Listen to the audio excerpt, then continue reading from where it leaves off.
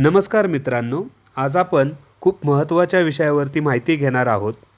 बऱ्याचदा काही केसेस विलंबाने म्हणजे उशिराने दाखल होतात आणि विलंबाचा अर्ज डिसाईड करताना तुमचा दावा कोर्टाकडून रिजेक्ट केला जातो.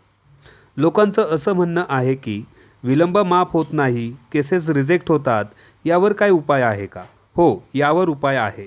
ऑनरेबल सुप्रीम कोर्ट असं म्हणतं की विलंबाच्या कारणामुळे अर्ज रिजेक्ट करण्याअगोदर कोर्टाने मुख्य दावा वाचून बघावा आणि मुख्य दाव्यात जर स्ट्रॉंग मेरिट असेल किंवा यावर न्याय देता येईल असं वाटत असेल तर विलंबाचा अर्ज ग्रँट करावा.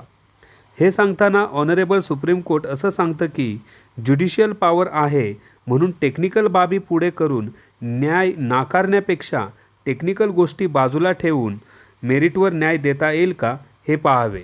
यावर काही जजमेंट आहे का? हो आहे, स्क्रीनवरती देतोय. माहिती आवडली असेल तर शेअर करा. धन्यवाद.